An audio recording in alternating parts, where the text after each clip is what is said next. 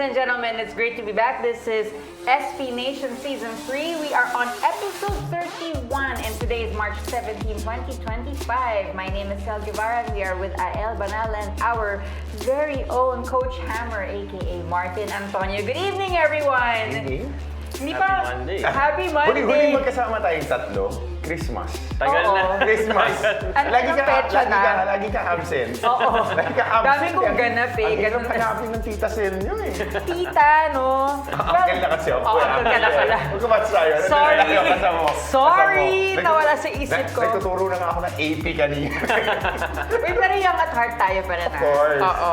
Okay, so what do we have here? So March, we know March Madness 101 is up and I wanna talk a lot about this second topic, yung kay Kiefer Alas.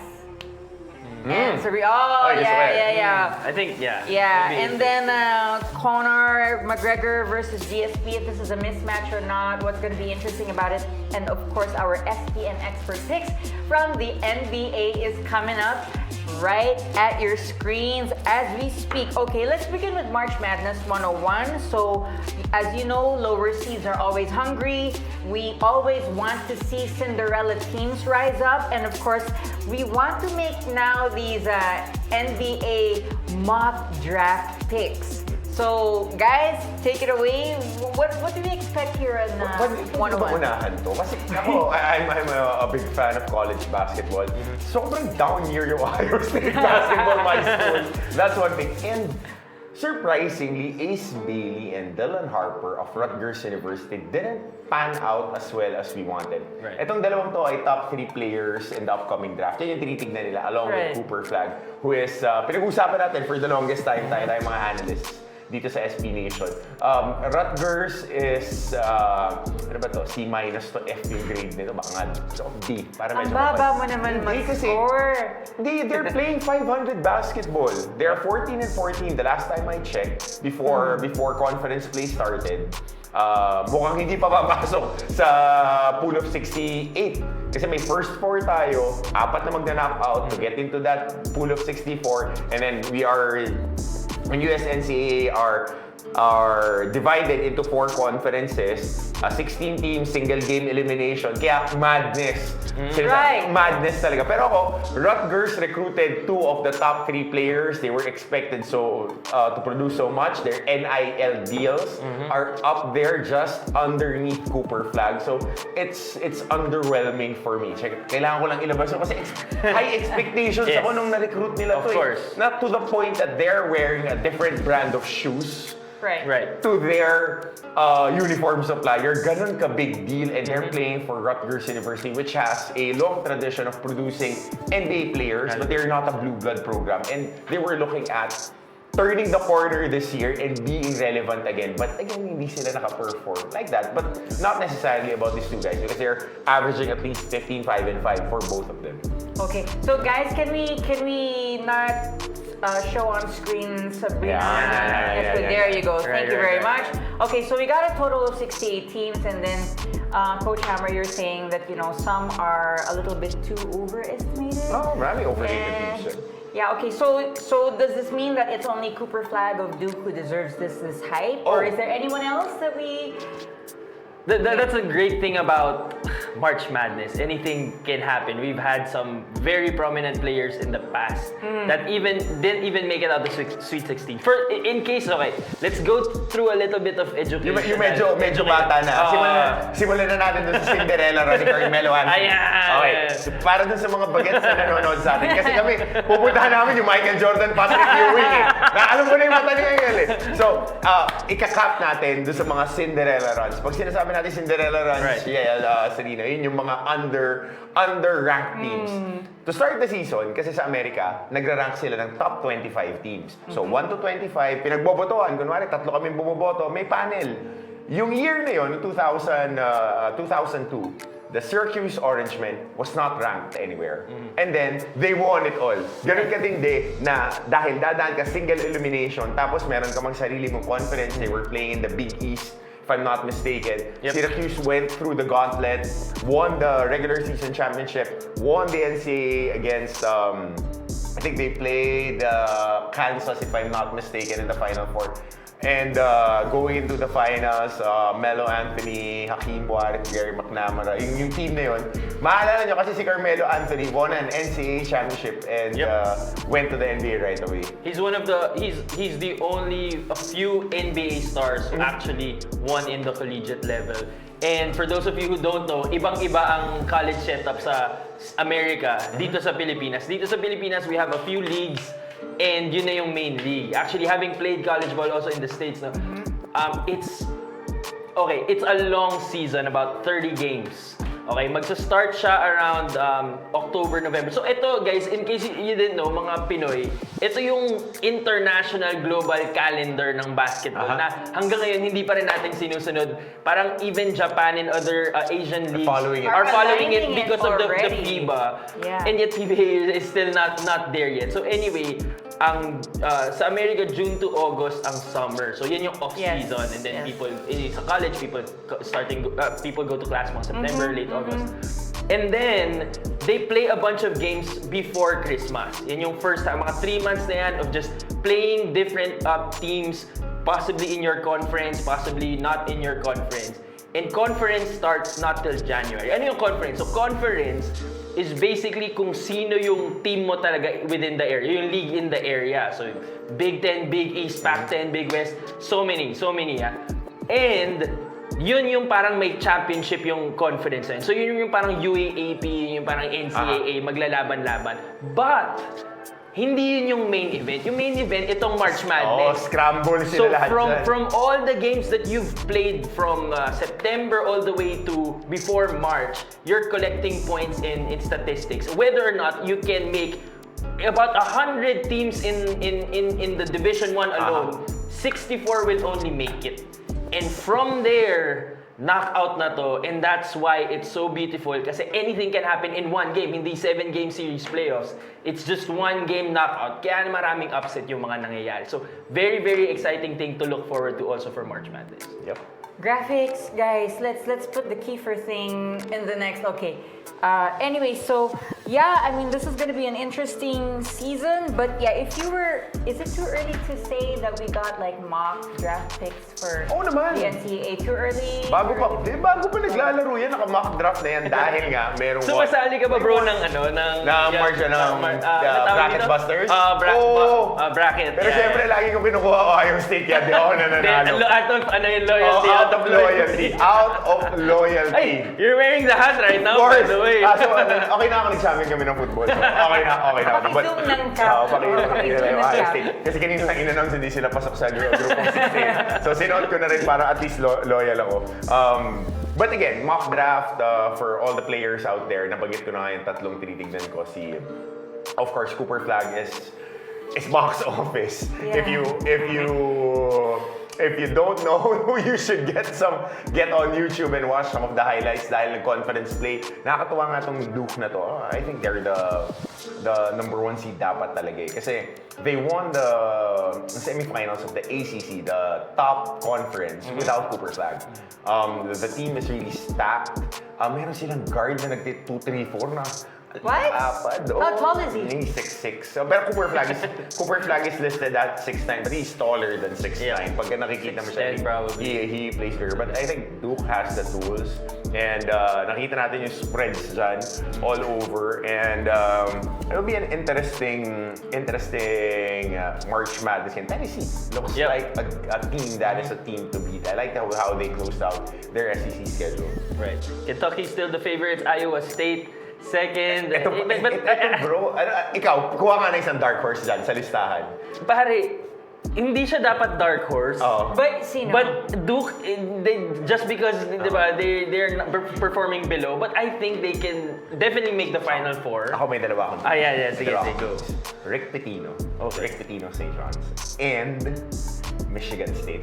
So, if there's a team that can win close out tough games, it's Michigan State, especially the way that they played this season. They had a lot of ups and downs throughout their performances.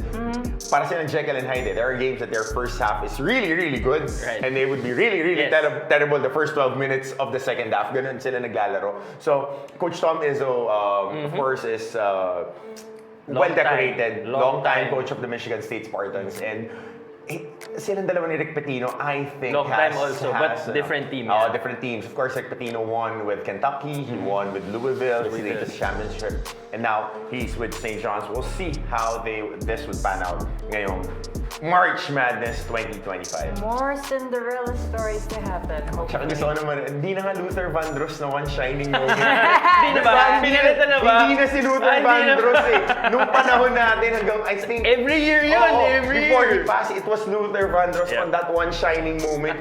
Yung 3 points ng Villanova in that shot. Oh my yun yung huli ko God, naaalala eh. Grabe yan. Well, let's see. Gonna be an interesting tournament as we unfold the March Madness. And now we move on to our exhibition games here in the Philippines. Okay, this one, guys, is this a question of how competitive should you be, or are you supposed to not steal the spotlight off of someone else? Laro eh. Laro eh. So, of course, for those of you who don't know, New York Liberty Guard Sabrina Ionescu appeared, of course, she was very frustrated in her exhibition game here in the Philippines against De La Salle Zobel guard Kiefer Alas. So, nagkatampuhan habang pumaposte, nagbatuhan ng bola habang pumaposte, tapos merong isa na there was a steal, and some are saying that the steal was too aggressive. Now, himay-himayin natin, guys, what's your take on this? We were actually talking about this before. It's gonna be interesting. I'll let you go ahead, bro. Kasi ayun, mabait. Ako, simple lang yan. Ganun yan. Pag naglaro ka na, laro na yan. Kahit exhibition, mga player yan. Kiefer Alas is the #1 high school player right now in the Philippines. Okay? Siya yung top recruit niya, the top dog. Yeah, okay, there you go. Look at that. Naagaw. Oh, Steal. madiin maglaro yung Kiefer Alas. Alas yan. Pag nakita niyo yung tatay maglaro, tas hindi ganyan kadiin yan, Coach Louie, I love you. Pag hindi ganyan kadiin maglaro yan, hindi dapat Alas ang apelido niyan. And it's part of the game. It might be an exhibition game, but again, this guy is a 17-year-old. Right. He won't let you push him around. Right. And he's competitive. Competitive yan eh. Hindi naman yan barkadahan, hindi naman yan Friday club eh. It's like exhibition game. But again, it's a showcase. Lalo na ngayon, nakalabas yung mga video cam ng lahat. Yung mga nagbe-backshot lang nga eh. Nagsasama-sama lang sa magandang court. Mini-video, akala mo, pro player na sa international eh. O, kilala nyo na kung sino kayo. At me, hanapin nyo ako ha. Alam nyo, saan ako makikita. Pagkalaro, okay, iyak. Kasi ganun yan eh. Pero, going back, nagiging uncle na naman ako. Kasi nga, yung mga batang to, competitive. You have the spotlight. It's not taking away the spotlight. Yung mga si Kobe, whenever you lace it up, Mamba mentality. Marami na kasi tayong barkadahan na pir-pir. Pag nakasintas ka na, naglalaro na kayo. It's game time. It's different. Na. Yeah, it's different. Pumunta nga dito si Kobe, nakikipagbanatan kila doon sa Gilas eh, di ba? Yeah. Pati yung mga college player eh, kung diin. Well, in fairness, I think after that matchup, they were, Okay, part of the game. sportsmanship was obvious between the two, so nagkamayan naman sila. But yeah, again, I mean, I go with you here, Hammer. I mean, do you have a I would take on this? go the opposite way. And I think, okay, the question is, nasobran ba si Kiefer kay Sabrina? No. Correct. No. However, there's so many things to consider here that I've seen in the comment section, people aren't talking about. Usually when these stars do these campaigns, these tours, they're in the off season. They're in some are in off season mode, some are in really pinagsasabay na nagte-train sila dito or whatever. And I just charge it to naivete, or whatever. Yeah. For Kiefer, he's young, diba? And I get it that whenever you lace the shoes, you will go 100%. But also, you have to understand that, you know, SI is in the off season. She's probably not preparing for this pickup run. I wouldn't even call it a pickup game. It's a promotion game. So she's not expecting to go 100%. She's probably taking care of her body as well, not to get any injuries. We're not talking about a legit game here. Yep. And so I just didn't like na parang like he was really on her. And I felt like, okay, maybe he's young to understand what's going on. Kasi if we charge it to Mamba mentality, then the other PBA players like Chris Newsom, I would also say have Mamba mentality, but they didn't also go 100% because they knew what was going on. There's a whole. It's for the brand. For the brand. It's for the brand. It's for community building, empowering whatever what was going on, whatever the promotion was for. Yeah. And so, in charge, it's impossible kasi to relate this to Kobe because Kobe was at the top. And Sabrina is not at the top in terms of level of play, right? We never had to see Kobe join into a promotional event where everyone was greater than him. No, he was at the top, diba? And so he's going 100%, but you also hear stories where there was a 3-point shootout in the Lakers and he didn't join the competition. And Phil Jackson, after practice everyone was going around and competing. He was young, and Phil Jackson said, "Why aren't you joining? Aren't you a competitor?" He said, "Because I'm not good at 3-point shooting yet. So I don't want to join." So the Mamba mentality can often be misconstrued as laban risk. No, it's about preparation. And Mamba mentality is preparing for whatever is a task. And so I don't think Sabrina Ionesco was prepared for this. It's a promotional event. And I don't also charge it against his competitiveness because lumabas diba? Oo. And so medyo siguro tingin ko nainis lang na diba? Promotion to, parang I have to say there was also nothing wrong with his competitiveness. Yes. I covered the 2011 visit of our NBA stars during their lockout. The lockout. Yeah, during the lockout, and no one had reservations. So a lockout is very similar to being an off season because you were not playing at all, and you were not in game shape at that time. But there were no reservations whatsoever. So, this can go both ways. It's so hard to debate whether Kiefer was overdoing it, that he was all over her, or was, S.I. Picon, or what, we don't know. But I mean, at the end of the day, it was quite a show and it's talked about. Yes. Kasi ina-videoan kasi. Yun yung in this day and age, like everything, Good job, pre. Magkasama tayo nung huli mong bisita dito. Good job din sa video. Pero kayo mga nagbi-video, yan. Maganda yan. Pagka tinanong sa inyo, paano yung mga ball screen action? Yan! Diyan tayo magkakaalaman, no? Lumalabas yung pagiging tito ko. But in fairness, this is gonna be good for Nike Asia because it's going to put attention, to Filipinos that, hey, this guy, matigas ang mukha. I mean it in a good way, Kiefer, Actually, that's actually what I admired. Na talagang he's really going 100%. Yes. Alam mo ba't nag-100 yan? Bakit naka 100%? Because he's an alas? Hindi, kasi nakalaban niya yung dalawang boozer tsaka yung arenas Yung sa under 16, kasama nung pinsan nung wife ko, my cousin-in-law. Tinambakan sa 80 yata. Baka doon na lang makabawi. And they're competitive And I'm going back to this, like, I appreciate him going 100%. Medyo parang ituloy mo na kasi nag-comment pa siya after na sabi niya Sabrina was the best player she's ever played. And like, if you're gonna play the game, but then hindi ka kakabig sa ulit. Parang okay, like too quick and too strong. Okay, Kiefer, I gotta say maybe you've gotta talk to your manager and talk about how you're supposed to tweet after these kinds of events, right? But bagets pa, matuti. He will learn. He will learn. He's not a top high school player for no reason. You can tell he's the future, like MVP. He's the future, definitely. What's amazing is that it's now going to put eyes of everyone on Kiefer, and also for as far as Nike Asia is concerned, this is good. This for is now business. going to put a spotlight on the Philippines. I mean, we've always been diehard basketball fans, and what better way to be seen in a Nike Asia, WNBA, and the high school Super Okay, wag lang sila magla-lockout. Wag Ayun na. Huwag na kayo magla-lockout. Next year pa natin malalaman to. Pag-practicein nyo muna si Angel Reese Lumayap.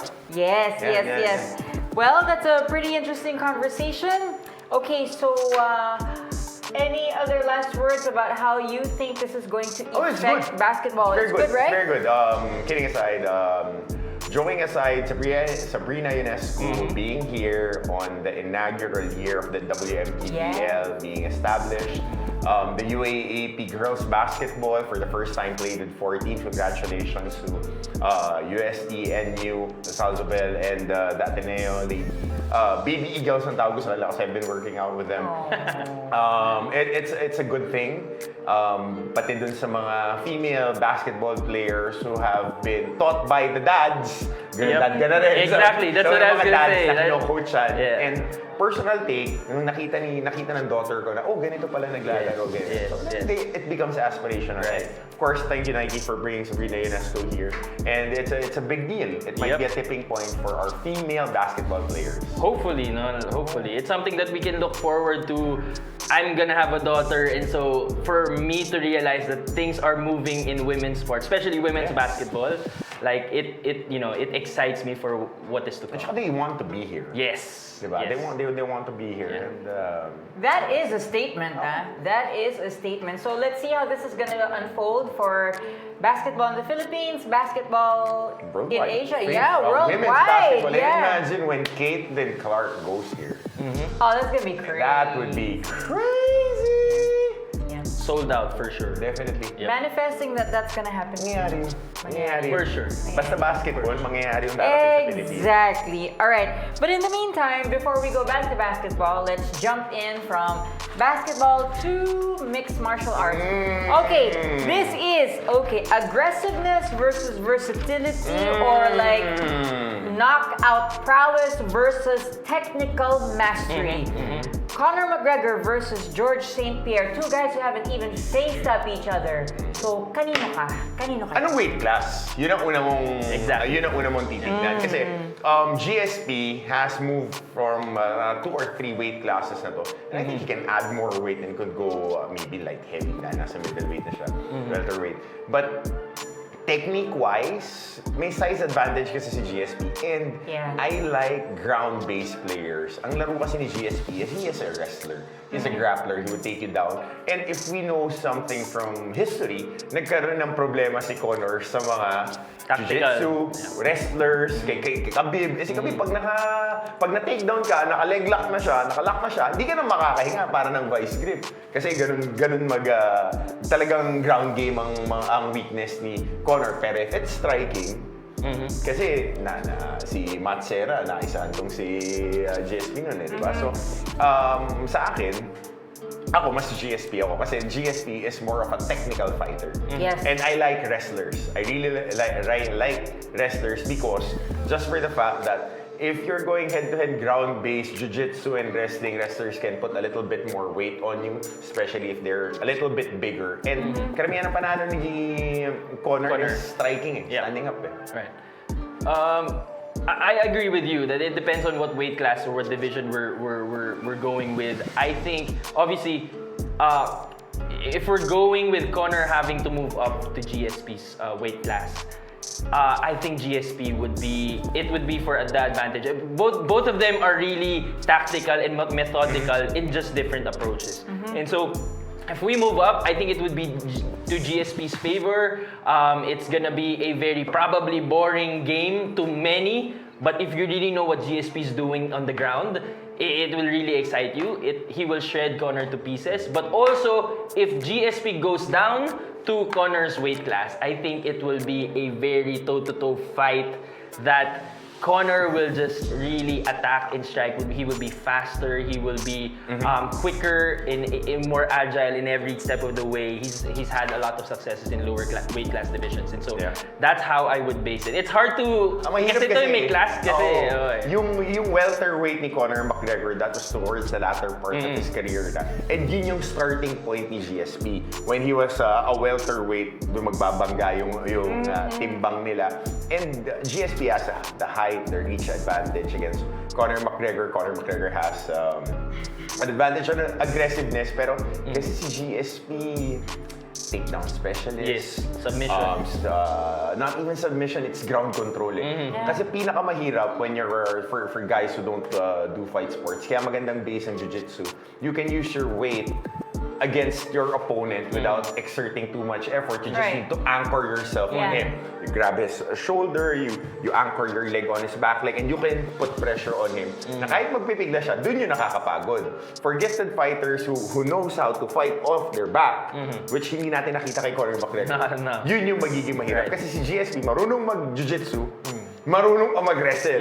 So he's one of the, I think before he retired, he was top 5 when it comes to takedown percentages. Hindi ko alam dahil I'm not privy to the stats of UFC. I'm just a fan of GSP and I'm a fan of fight sports. Mukha naman. Buti wala pang lumalabas. Kasi boxing and jiu-jitsu talaga yun. Pero I wanted to try wrestling just because it's a very good base. Right. Right, it's highly technical. But does it even matter that GSP, when he was retiring, that was the time that Conor McGregor was about to peak. So GSP retired at 2019 and then si Conor McGregor was just about to peak back in 2015. So in a match like this where you don't know where, they're gonna meet halfway, does it matter? Best of best. Best Ganun of ang eras. magkakalaman, Best of oo. eras, yeah. Best of eras yan. At saka, dun sa mga fight fans natin, this will happen in an octagon. It's not going to happen on a backstreet. Kasi pagka backstreet brawl yan, Anything goes. hindi ko kukunin yung dalawa kay Jack Reacher ako pagka backstreet brawl. Pero when it comes to, kasi iba eh. Number one, you're talking about how conditioned are these two fighters. Nakita natin against Khabib, Conor had trouble when Khabib was pressing the issue on him. When was putting pressure, might be his preparation. I don't really know. Yun yung kasi yung tingin ko na that's the most box office fight, yung Khabib Conor na fight na kailangan talaga niyang mag-perform kasi galing siya sa talo. Tapos Khabib just retired after that. So, yun yung pag-usapan.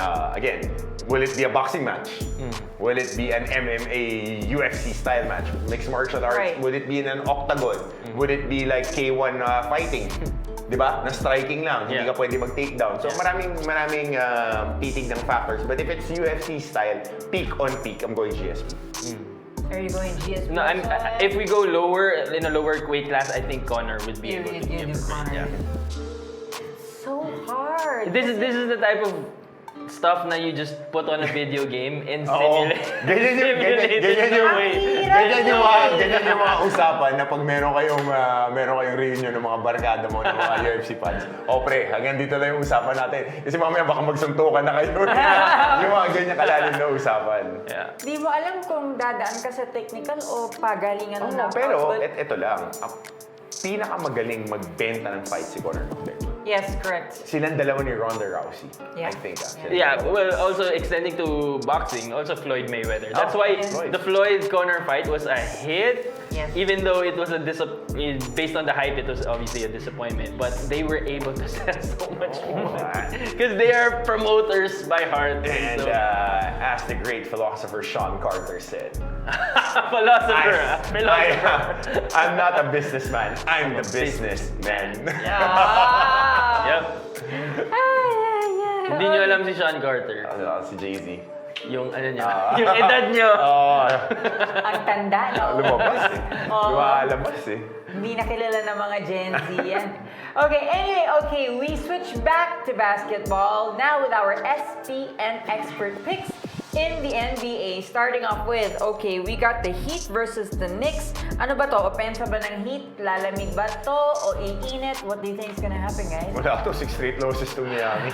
Yari ito sa New York kasi New York is trying to fight for that number 2 seed, if I'm not mistaken, in the East. So I'm picking New York City on this one, especially on this stretch run. Despite Jalen Brunson still being out with that minor right ankle sprain against the Lakers a few games ago, New York has still won 2 out of the 5 games, and led by obviously their other key players like Kat. Miami is just struggling to find their footing ever since that trade, and they're on a slump. I don't see them winning at all, despite not Jalen Brunson not playing. So I will also pick the New York Knicks. Side note, quick question. Yes. Who has an uglier jump shot? Mikal Bridges or Sean Marion? Pero game winner rin Miguel Bridges, ha? Nung binago niya. Pero si Sean Marion, Sure ball. may 3-point badge din dati. Oh, yeah. It's not about the form, I guess. Padlock, rubber shoes na may pakpak, tapos may 3-point NBA icon. Live, pare! Lumalabas NBA yung Live. edad natin, Brad, hindi 2K. NBA Live, yeah. Ay, naku. Basta pasok. Basta Yan, pasok. Basta pasok. pasok. Okay, so next we got the Grizzlies versus the Kings. This is about containing their own fox. Guys, who do you have for this one? Memphis ako dito. Kasi, I mean, corollary playoff picture. They want to be at the top 3. Gusto mong umiwas sa Denver pagdating ng playoffs. Gusto mong iwasan yung Golden State. Kasi the way Golden State has been playing the past few games, especially with the insertion of Jimmy Butler, nabuhayan eh. Nakikiti ng kaibigan ko. Buhay kami! Buhay kami! Nakikiti ng kaibigan ko. Pero Buhay with this game, Memphis really needs to put a stamp on it for them to take care of business, to be in that conversation of top 3, top 4. Kasi nasa number 4 sila ngayon. Yeah, I'd go the same with Coach Hammer. Memphis, even though Ja Morant might not play as well, they are 15-10, so above 50% when it comes to even despite Ja Morant not playing. And so Sabonis is also probable for Sacramento. So even though Sacramento is fighting, jockeying in that play-in, play-off picture, I think Memphis will come out victorious in this game. Is it pivotal if Sabonis is probable for... Yes, definitely. By Laking how bagay far? yun. By Yes. how far? Can we tell our audience, like, if that happens, like, how much would it change this matchup? He's a force. He's Number one rebounder of their NBA. dirty work guy, and also produces offensively and defensively. And so it's gonna be a big loss for Sacramento. Kung plus 7.5, magiging plus 5.5 na siya. Yon! Ganun yun na yan. Abad over yan. Specific na yan, Sure guys, ball. ah. Sure ball. Specific na yan. Huwag na kayong ano Over yan pag nandiyan si Sabonis. Pinahapyaw ko na. O, sumagot na sila. O, yan ang gusto nyo, di ba? Ayan na naman ako sa mga sagot ko. Over yan. O, di ba? Discreet lang, pero ayan, nabigay. Ayaw ng mga discreet. Parang yan yung mga nag-i-edit ng video. Lahat ng tinitira shoot. Pag nakalaro mo na, parehas palang kaliwa yung kamay. Bakit? Huwag kami. Ito, malala to. Denver versus GSW. Split kami dito. Split kami dito. Ako Denver ako dito. Kasi just for the fact that whenever the Denver Nuggets are playing against really good contenders, the Joker shows up to play. Last time I picked them against Oklahoma City Thunder, and I think I was going head-to-head with your brother. They came from a 2-point loss in the following game. Sabi ng kuya mo, mapapagod si Jokic. Mas maganda pa yung laro ni Jokic. So, and there's something about playing against competing teams. And I mentioned it. Ito, stretch lang ang ganda ng itinatakbo ng Golden State Warriors. 5-0 sila the past 5 games. I mean, Jimmy Butler revitalized the rotations defensively of this Golden State Warriors team. But, just for the fact that hindi na to on the downside din ang karera si Kevon Looney and the other big guys of Golden State, the Joker might put problems on Golden State. I'm picking Denver on this game. This is not an expert pick again. This is a biased, hopeful pick since I am a Warriors fan. This is Denver's number 3 currently. Golden State is number 6. So if the playoffs had to start now, they will be both matched up in the first round. And so for me, this is a good test for the Warriors to really to measure up where they are against their probable contender in the first round. 3 and 6. However, so I'm picking Golden State because I think they were up their game. They're on a run. Jimmy Butler just revived their whole morale. However, there are a bunch of probables in this game in terms of injuries. Pito yata yung nakasulat. Yeah, so Denver, Jokic, Jamal Murray, and obviously Aaron Gordon has been out. Jokic and Murray are probable. Game time decision, Jokic has that groin injury. But also on the other side, for Golden State, Steph Curry is also probable. So this is the first time they might play a game since Jimmy Butler coming in without Stephen Curry. So it's good to see how they will fare in that regard. But Steph Curry, along with Quinton Post, who will be a matchup defensively for Jokic as well, just another body, is not playing as well. And also si Podemski. So a lot of missing players. I think if they all not play, there's a good chance Golden State will come out. If they all play, I still also think wishful thinking that Golden State could match up well with Denver. Bias na Golden bias State pala ako, to eh. Pero gusto ko si Kevon Looney ako. Hindi lang. Oh yeah, Gusto definitely. ko si Ever Kevon. reliable. Especially nung pumunta siya rito, he was so happy to be in the Philippines with Klay Thompson. Right. And when we met them training with J-Lo sa California, he remembers all of us. Parang, oh Nice. guys, you're here! So J-Lo din pala siya. Nag-J-Lo siya kasi boys sila ni Clay. So whenever, hindi Klay Thompson. So Clay. whenever Clay trains there, ini-invite Kasama niya. At saka UCLA naglaro si Kevon Looney. So he trains there in the off-season. That's right. Alright. So Golden State is my pick. Ako Denver ako dyan. At least. Bias picks. Hindi, Split. Hindi siya expert pick. automatic na yan. No. Kahit, Yeah. kahit yung 1996 Bulls yung kalaban ng Golden State. No! Pipiliin No! ni Ael. Pipiliin ni Ael. Lakers, Yang. Lake Oh, Show, yun! Bill Russell, 11 rings. Not the 1992 and the 1996. Just as long as we're playing in the modern era. In the modern era. Ganun In the modern ganun era. siya ka-die hard. Yes. Ako kasi die easy ako eh. Die Doon ako sa madali. Doon yung pinipili ko yung mga low-hanging fruit. So last week, I debated with, I think, Dino, why Steph Curry should be in the GOAT conversation. So that's like already, and I have many arguments as to why he is the best point guard against Magic Johnson. But that's for another show. So hindi naman obvious na diehard Steph Curry, Golden State Warriors fan ako. So, yeah. Pag pumutok yung Steph Curry natin sa Denver versus GSW, sige please. Anything Sir can happen. Maki, pakigawing topic niya. Pag naglaro yan bukas, tapos laro lahat. Mga mahirap pa rin. siguro mga 5.5 yung 3. Uy! Over. Kasi Yeah. pag naglalaro siya yung mga ganyan, playoff teams, you're looking at least 5 3-pointers made. Pero against teams that have trouble defending, dahil wala nang KCP, malaking bagay yun.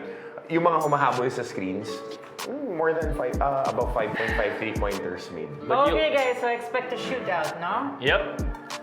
Jokic is the best player in the game. MVP yun. Pag si Joel Embiid na naman ang MVP, di na ako manonood na NBA. Di na ako manonood. Lokohan na to. Mas lokohan pa kaysa sa mga na-edit na video na napapanood ko bago ako matulog. Ay, nako. Okay, ano kaya tingin ng mga fans natin? So let's hear it from our audience. Starting with... Who do we got?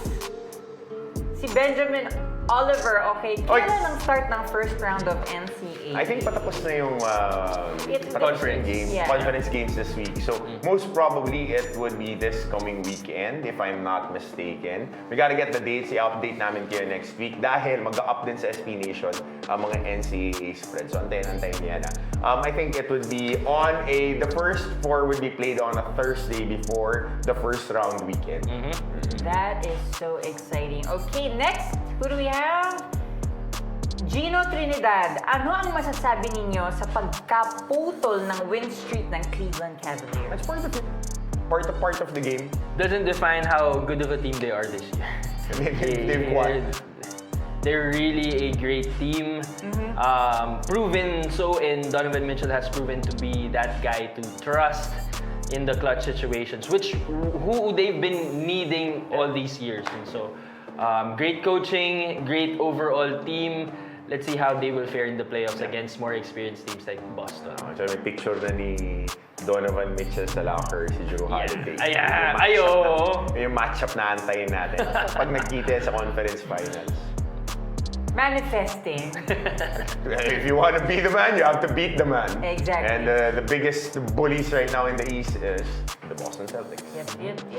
All right. Next comment, who do we have?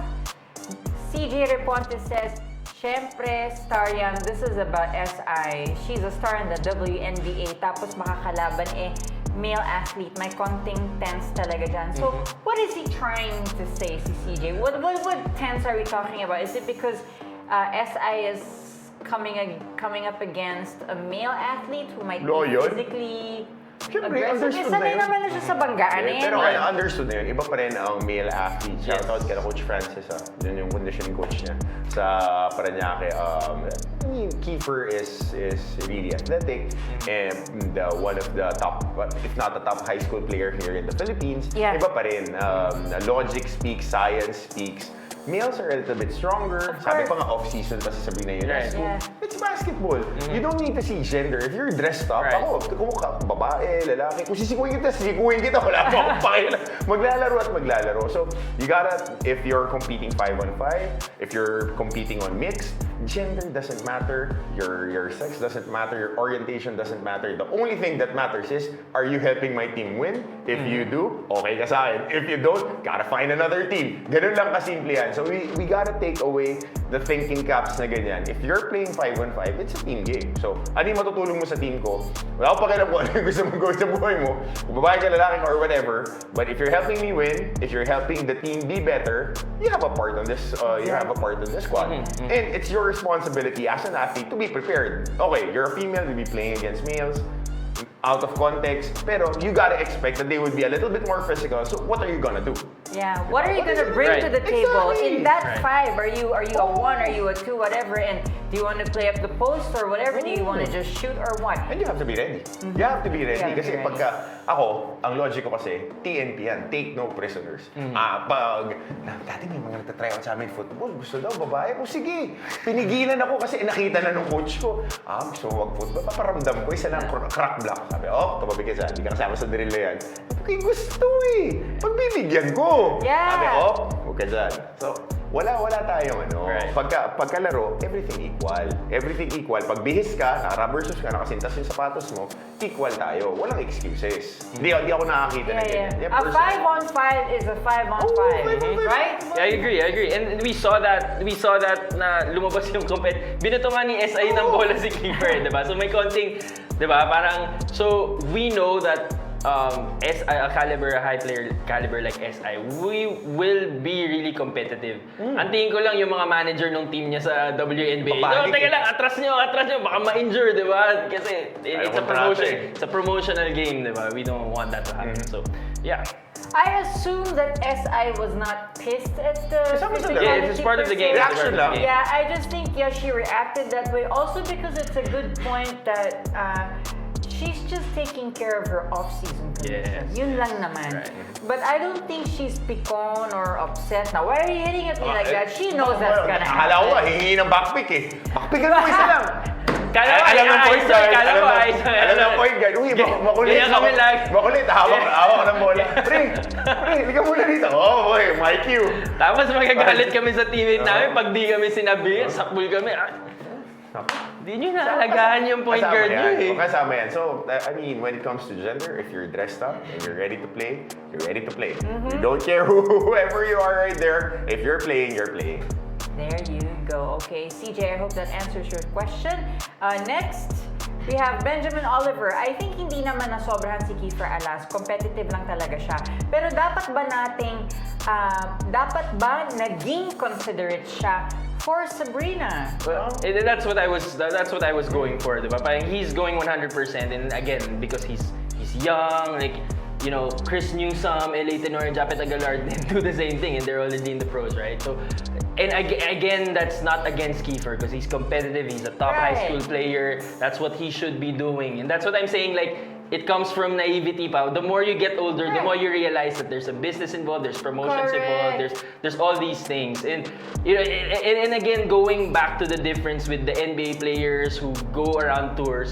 They're at the top so their 50% is already 100% for the games like these, diba? So they won't put their careers in jeopardy if, diba, they go 50% ganyan. But for a player like Sabrina who's starting her career in the WNBA, diba, all of the people in her management team will be worried if she gets put into dangerous situations in the offseason. Well, the good news is SI didn't get injured, Yes. and you know, I mean, see Kiefer, I can't blame him also if he wants to get a little bit of this media traction, as it were, because he is a business also himself. And he's even if this thing didn't happen or he didn't want promotion and marketability for himself, he is much deserving for the attention, not because of what he's producing in the basketball court at a very young age. So, yeah. Yeah, 16, 17? Yes. Videohan lang. Na-video mo Video. yun. Nahuli lang. Oo, video na panoorin niyo yung mga exhibition ng 1990s, nasa YouTube yan. Ha? Yung national team ng Pilipinas kalaban yung ABC All-Stars. Tingnan niyo kung nirespeto. Sige. Sino yung ABC All-Stars, sila Daniel Defonso, okay, the ABC okay, Championships, okay. Asian Basketball Right. Championships. I think it was Aducol Ildefonso on that ABC squad. Grabe, parang UFC. I would have loved to be in 90s basketball, to be honest. Yeah. It's a different kind of basketball. Different, Definitely. yeah. Hindi yung kinalakihan kasi natin. Yeah, I would have Iba na loved to ngayon go eh. back Iba na to ngayon. that again. But anyway, let's appreciate what we have Yeah. now. I mean, the course. game is evolving, the game is becoming global. So, I mean, that's something to celebrate. So, do we have more comments, guys? Meron pa ba? Meron pa ba? Meron pa ba? Last Last na pala yun. Okay, so amazing show for today. We got March Madness 101. Sino ba mga dark horse natin? And of course, who are we going to look after here? And of course, our hot takes about this whole Kiefer and SI one-on-one in the exhibition game. But by the way, thank you very much, Nike Asia. Yes. Oh, yes. thank you. That's what Yes, we have to yes. say. Thank you very For much. Caitlin Clark next. Yeah. Asia Wilson Yeah. muna. Asia Wilson Yes. next year because Yeah. she's releasing her first signature shoe. Yes. And Love it. hopefully it hits the markets here because we've seen the dominance of the Sabrinas, the past iterations. Second to Kobe's. Oh. Second to Kobe's in basketball shoes. Dahil yung tech niya. And Right. if you look at it, and if you go Nice. through the history books, Sabrina Ionescu is handpicked by Kobe. Binibigyan siya ng shoes. Binibigyan siya ng shoes ni Kobe. And she played for Oregon, of course. Yes. Of course, she has access to the technology. And when Kobe passed, parang sila ni DeMar DeRozan yung handpick. So the tech of the Sabrinas, parang it caters to the Kobe line. Kaya Yeah. mabenta siya para dun sa mga hindi nakakabili ng SRP dahil binibili ng lahat ng resellers yung mga sapatos. At hindi namin alam paano sila nasiseed. Kami pumipila at nag-i-email para makakuha ng Kobe's. But that's a different topic for a different day. So we buy custom Sabrinas. I wear a white and red ones and my daughter wears a pink one. So That's so cute. Okay, there is a legacy behind that shoe. All right, so and then of course, we delved into MMA as well. So this Connor versus GSP match is going to be a good, do you call it an exhibition MMA match? Good fight yun. Yeah, Good fight yun. Yeah. Good Is fight yun. Is it going to be as explosive as when Connor fought Mayweather? We don't know. That's actually what I want to know. Magiging kasing patok ba siya nung si Connor at si Mayweather? patok yan kasi nagsapat? madaldal si Connor eh. Pwede, Lahat ng iminarket ni Connor dahil ang tao, siya yung pinaka-polarizing fighter Yes. that I've seen in my generation of watching fight sports. Conor McGregor really has that gift of gab that he sells fights. Yeah, but I just hope that GSP is also as responsive as how Mayweather was when he was, going back and forth. He Yeah. was sparring At for that exposure. the height of GSP, his game was marketing itself, right? He Correct. didn't have to talk a lot. Yeah. Kasi siya Yeah. very even-keeled the personality Relax and lang he's siya. just gigil lumaban. Right.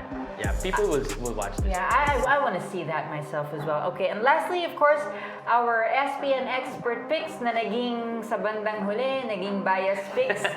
Tignan natin kung ano mangyayari sa mga bias picks na yan. So, okay, kanino ba kayo? Tutok lang kayo dito sa SPNation Season 3. Thank you very much again, guys, for joining us. We've got more to come. Please follow us on our social media accounts and always watch us here every 6:30 p.m. sa aming show dito online. We are on Season 3, which means tinangkilik niyo ho kami. Yes. Maraming salamat po. i-share ha, para may Season 4 at Season 5, Season 6 ha. Ayan. I-share yung mga reels and encourage people to watch dahil dito unfiltered. Thank you very much, Coach Hammer. We've been talking about this. This is the only show that's unfiltered. Walang house Yes, show. Talk your stuff, Sel. Talk your Walang stuff. house show. This is where all of us sports analysts who have been here for years covering sports really say what's on our mind and what we see on the ground. So this is actually a treat para sa inyong mga fans. Walang script yan. Kung meron man, bullet points, but we don't really refer to that. So it's really for the love of the game. So once again, Coach Hammer, aka Martin Antonio Elba Banal, and myself, Sal Guevara, thank you very much. We'll see you again next time. Bye. There's a bunch of different things that just like put it all together. Everything has like a different meaning.